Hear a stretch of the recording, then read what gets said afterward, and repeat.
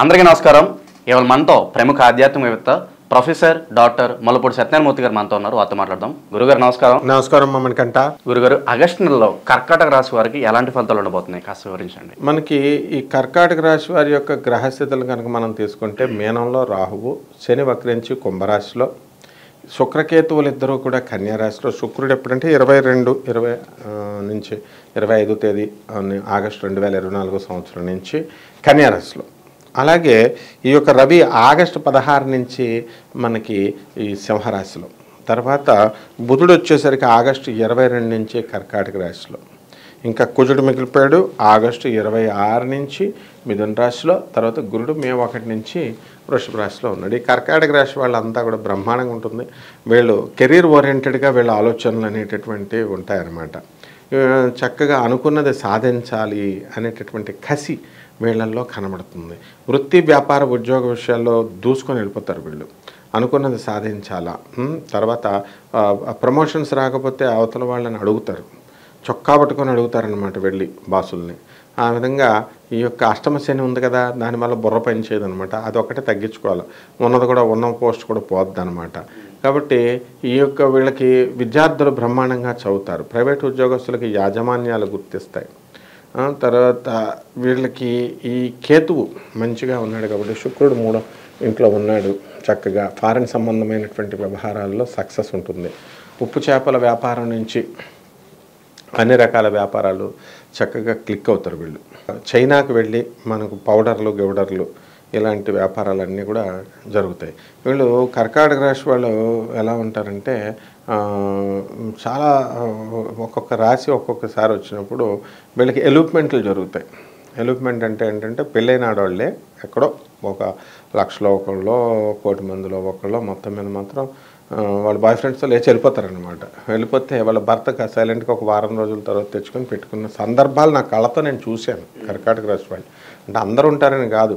అంటే అలా శుక్రకేతువులు ఎప్పుడైతే ఈ యొక్క కన్యా రాశిలోకి వచ్చారో, కుజుడు ఎప్పుడైతే మిథున రాశిలోకి వచ్చాడో, ఇది డెఫినెట్గా జరుగుతుంది అనమాట. కుజ శుక్రులు ఇద్దరు కలిస్తేనే కామోద్రేకం అని చెప్తున్నారు. అంటే అక్కడ బ్రెయిన్ పనిచేయదు, అందులో అష్టమ శని ఉన్నాడు కాబట్టి స్టూడెంట్స్ మళ్ళీ కరెక్ట్గా ఉంటారు. ఇక్కడ స్టూడెంట్స్ వాళ్ళ చదువుల మీద ఏకాగ్రత చేస్తారు, వాళ్ళ సిలబస్ మీద ఏకాగ్రత చేస్తారు.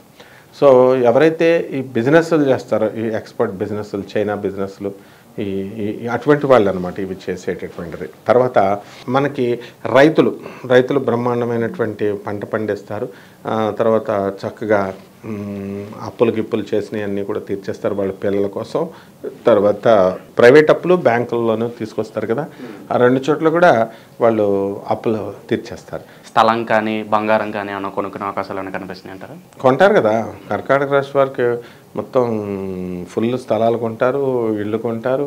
అద్దెళ్లలో ఉన్న వాళ్ళు ఇంకా పెద్దళ్లలోకి వెళ్తారు చక్కగా. అండ్ కర్కాటక రాశి వాళ్ళు భర్తలతో ఫైటింగ్లు. ఇప్పుడు వీళ్ళు చాలామంది కర్కాటక రాశి వాళ్ళు వాళ్ళ భర్తల మీద కేసులు వేసేసారు వాళ్ళు. అలాగే భర్తలు కూడా వీళ్ళ మీద కేసులు వేసేసుకున్నారు ఒకళ్ళు కాపురాలు ఉండకూడదని. ఆ కోర్టులో కేసులు ఇంకా రావు, లాయర్లు బాగుపడుతున్నారు వీళ్ళు. ఇంకా ఒక విధంగా ఇంకా ట్రయల్స్ వరకు కాదు కదా, అసలు లిస్టింగ్లోకి వెళ్ళి ఎవిడెన్స్లు ఇంకా ఇవన్నీ కూడా అవ్వలేదు. అంటే వీళ్ళు ఎవరు చెప్పినా వినరు.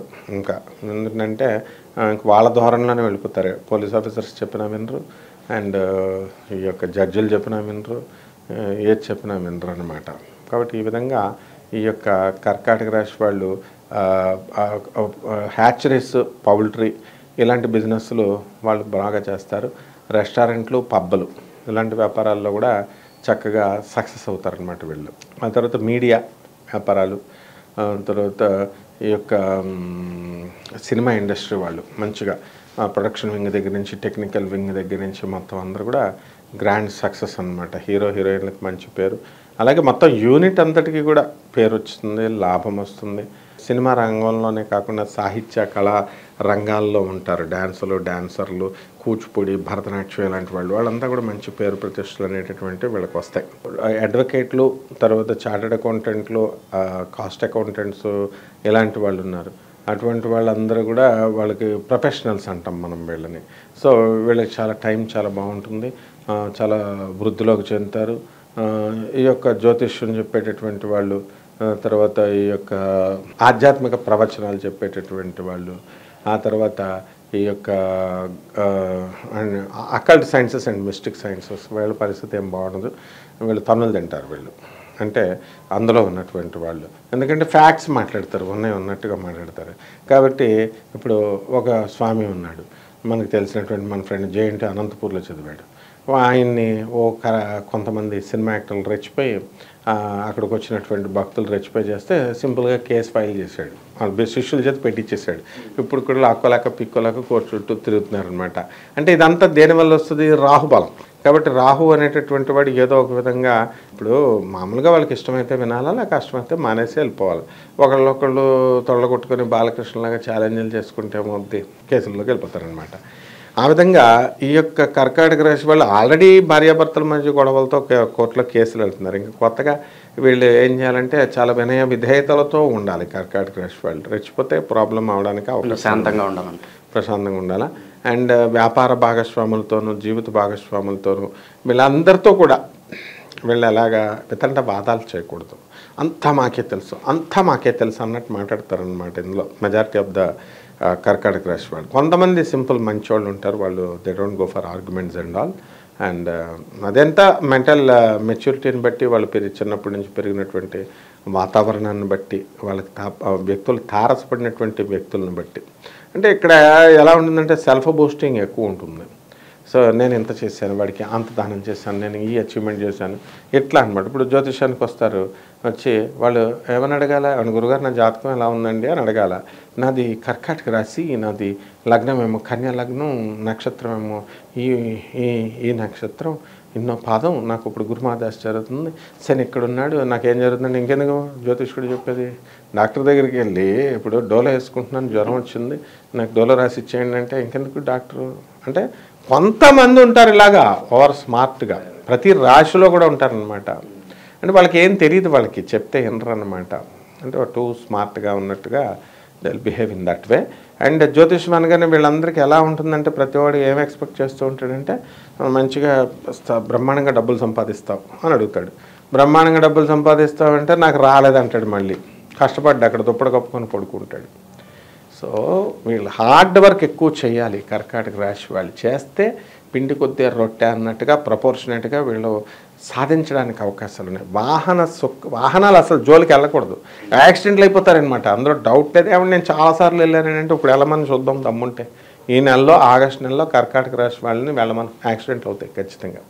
కాబట్టి అష్టమశనిరా మొగుడా అంటే నేను వాహనాలు వెళ్తాను, నేను జస్ట్ తిరిగి వస్తాను అంటే కాలు ఇరిపోయిందరో తెలుస్తుంది. అయ్యో గురుగారు, ఇంతమందిని చూశాను నేను. సో మనము ఈ శాస్త్రం ఎప్పుడు కూడా కరెక్ట్గా చెప్పుద్ది అనమాట. అలాగే విదేశాలు అంటారు. విదేశాలకు వెళ్ళిన తర్వాత వాళ్ళు మొగుళ్ళు వదిలిపడేస్తున్నారు. జస్ట్ 10 మంది మ్యాచ్ల్లో 8 మంది డైవర్స్ కేసులు ఎక్కువ ఉన్నాయి. కోర్టు నిండా నిండిపోయినాయి అనమాట ఆ డైవర్స్ కేసులతో. సో దీని అంతటికీ కారణం ఎవరో? వీళ్ళ పెద్దలే. ఇప్పుడు చంద్రుడు రవి వల్లే, అంటే అటు పెద్దలు ఇటు పెద్దలు వీళ్ళు పెళ్లి చేసేసి నోరు మూసుకొని ఊరుకోరు. వీళ్ళు ప్రతి విషయంలోకి ఇంటర్ఫరెన్సే అతి గారాబం చేసేసి సర్వనాశనం, సర్వభ్రష్టత్వం వాళ్ళ పిల్లల కాపరాల్లో చేసేస్తున్నారు. కానీ వీళ్ళకి మనం ఏం అనకూడదనమాట. వీళ్ళకి అవార్డులు ఇవ్వాలి, పిల్లల్ని విడాకులు ఇప్పించేస్తున్నందుకు, గొడవలు పెట్టేస్తున్నందుకు. సో కర్కాటక రాశి వారికి చాలా అద్భుతంగా ఉందన్నమాట. అందులో మళ్ళీ తిరుగులేదు.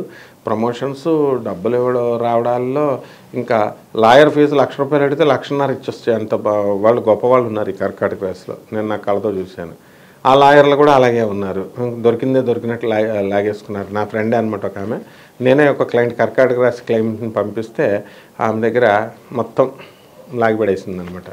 సో ఇంకా కేసు ఏ మూలకు కూడా వెళ్ళలేదు. అట్లా ఉంటారనమాట పరిస్థితి. కర్కాటక రాశి వారు ఎటువంటి పరిహారాలు చేసుకుంటే వీళ్ళు మంచి ఫలితాలు ఉంటాయి అంటారు? శని జపం చేసుకోవాలా, శని స్తోత్రాలు చదువుకోవాలా, శనికి కిలోంపాము నల్ల నువ్వుల్ని, నల్లని వస్త్రాన్ని పేద బ్రాహ్మణులకి శనివారం నాడు ఉదయం 8 గంటలకి వీళ్ళు దానం చేసుకోవాలా. గుళ్ళో నవగ్రహాల చుట్టూ ప్రదక్షిణలు చేసుకోవాలా. ఆ తర్వాత నవగ్రహాల మీద వాళ్ళే చక్కగా ఓం శనేశ్వరాయ నమః అనే మంత్రంతో చక్కగా ఈ యొక్క నువ్వుల నూనె పోసుకోవాలి. అండ్ ఇక్కడ పంతులు అవసరం లేదు, పంతులు పర్మిషన్ అవసరం లేదు. వాడేదో వాడి పొట్టకూటు కోసం వాడు డ్యూటీ చేస్తే వాడి మీద భగవంతుడని సమస్య చెప్పావా పంతులు గారు?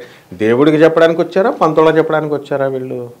సో ఇన్ దిస్ వే ఇలా అయిపోయారనమాట. సో రెమెడీస్ వచ్చేసరికి వేసింది ఎంత నూనె, శనీశ్వరుని ఎంత పెద్ద కోరికలు అడుగుతారు, ఒక 100 కోట్లు ఇచ్చేయని. ఇలాంటివి ఏమి అడగకూడదు. శనీశ్వర స్వామికి చక్కగా దండం పెట్టుకోవాలా, ఒక గురు రూపంలో పూజ చేసుకోవాలి. ఆయన జ్ఞానాన్ని ప్రసాదిస్తాడు శనీశ్వరుడు. అలాగే జమ్మి చెట్టు నీళ్లు వెయ్యాల. ఇప్పుడు దొంగ పువ్వుల బ్యాచీలు తిరుగుతున్నాయి అన్ని రాష్ట్రాల్లో. ఈ కర్కాటక రాశి వాళ్ళు దొంగ పువ్వులు కోసేస్తారు, వానర్ కొంచెం పువ్వులు వీళ్ళకి కోసేస్తారు. కోసేసి ఏమన్నంటే దేవుడు దొరికితే దేవుడికండి అంటారు. దేవుడికంటే బయట కొనుక్కొని పెట్టుకోవాలా. ఆ చెట్టుకు ఒక స్పూన్ నీళ్ళు కూడా వేయరనమాట వీళ్ళు ఎవరో కూడా. కాబట్టి ఇలా ఈ జమ్మి చెట్టుకు ముందు నీళ్లు పోయాలనైనా పోసేసి చక్కగా ప్రదక్షిణలు చేసి ఆ చెట్టుకి కనుక పూజలు చేసినట్లయితే అర్జునుడంత గొప్పవాళ్ళు అవుతారు వీళ్ళు. ఆగస్టు నెలలో కర్కాటక రాశి వారికి ఎలాంటి ఫలితాలు ఉంటో తెలియజేసినందుకు ధన్యవాదాలు గురుగారు.